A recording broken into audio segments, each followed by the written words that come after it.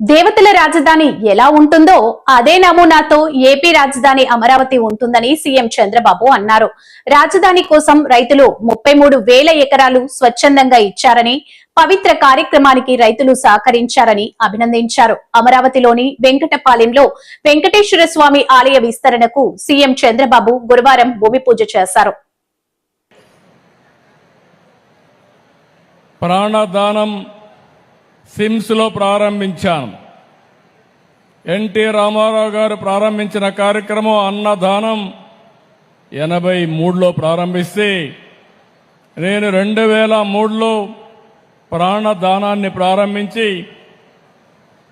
బ్రహ్మోత్సవాల సందర్భంగా దేవునికి ప్రభుత్వ లాంఛనాలు సమర్పించే సందర్భంలో 23 క్లేమోర్ మైన్స్ నా మీద బ్లాస్ట్ చేస్తే సాక్షాత్ వెంకటేశ్వర స్వామి నాకు ప్రాణభిక్ష పెట్టాడు తప్ప ఇంకోటి కాదని చెప్పి విజ్ఞప్తి చేస్తున్నా.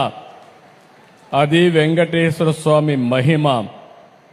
నేను చిన్నప్పుడు కూడా మా కుటుంబం కానీ చిన్నప్పటి నుంచి మా ఇంటి దైవం వెంకటేశ్వర స్వామి. మా ఇంటి నుంచి చూస్తే మంగాపురం నుంచి ఆ సైడ్ చూస్తే వెంకటేశ్వర స్వామి నామాలు కనపడొస్తాయి. ఆయన్ని చూస్తూ బతికాం. ఆయన పాద పద్మాల చింతన అనునిత్యం తరించాం, ముందుకెళ్ళాం. అందుకే నేను ఎప్పుడు కూడా వెంకటేశ్వర స్వామికి గాని అప్రతిష్ట పాలొచ్చే ఏ పని చెయ్యను, ఎవరిని చెయ్యనియనని మరొక్కసారి మీ అందరికీ విజ్ఞప్తి చేస్తున్నా. కలియుగ దేవుడు అనుకున్నప్పుడు, ఆ దేవుడి సన్నిధిలో మనం ఉన్నప్పుడు ఒక పవిత్రత ఉండాలి, ఒక పరిశుభ్రత ఉండాలి, స్వచ్ఛమైన ఆలోచనలు ఉండాలి. అప్పుడే దేవుడికి నిజమైనటువంటి భక్తితో మనం పనిచేసే పరిస్థితి వస్తుందని చెప్పి కూడా నేను మీకు తెలియజేస్తున్నా. అందుకే మీరందరూ ఒక్కసారి ఆలోచిస్తే, నేను ఎప్పుడు పోయినా వెంకటేశ్వర స్వామి దగ్గరికి పోతే ఎప్పుడు కూడా క్యూలోనే పోతాను. ఎప్పుడు కూడా నేను ముఖ్యమంత్రిగా అక్కడ వెళ్ళను, ఒక భక్తుడిగా వెళతాను, ఒక భక్తి భావంతో వెళతాను. వెళ్ళినప్పుడు అక్కడ సామాన్య భక్తుడిగానే ఉండాలి తప్ప ఒక ముఖ్యమంత్రిగా పెత్తందారిగానో లేకుంటే హోదాతో ఉండడం కరెక్ట్ కాదనేది నా భావన. నేను వెంకటేశ్వర స్వామిని చూశాను. కొంతమంది తప్పులు చేస్తారు. తప్పులు చేస్తే చాలాసార్లు చెప్పేవాళ్ళు. కొంతమంది మనం అనుకోది వేరే జన్మలో మనల్ని శిక్ష పడుతుంది, మనం నష్టపోతాం అనుకుంటాం. కానీ వెంకటేశ్వర స్వామి మాత్రం ఈ జన్మలోనే తప్పు చేసిన వాళ్ళకి శిక్ష ఇస్తాడని కూడా మీ అందరికీ విజ్ఞప్తి చేస్తున్నా. ఇది నా అనుభవం. ఇక్కడుండే పాలక మండలి కావచ్చు, ఉద్యోగస్తులు కావచ్చు, పూజారులు కావచ్చు, ఎవరైనా అక్కడికి పోయిన వాళ్ళు కావచ్చు, ఎవరైనా కానీ ఇది నా అనుభవం. నేను చూశాను, క్లోజ్గా కూడా వాచ్ చేశాను.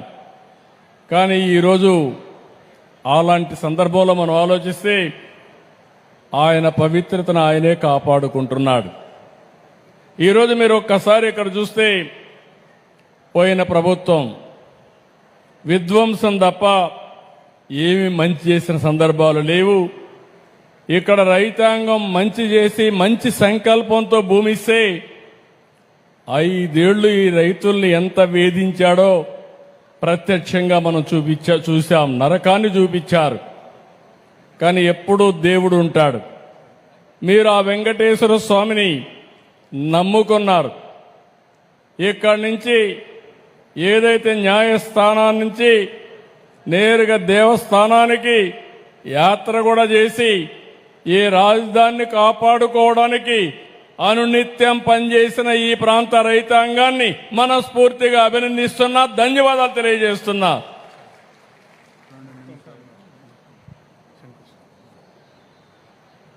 అదే మాదిరిగా ఈరోజు ఈ పవిత్రమైన దేవాలయాన్ని 260 కోట్ల రూపాయలతో దీన్ని పూర్తి చేస్తాం.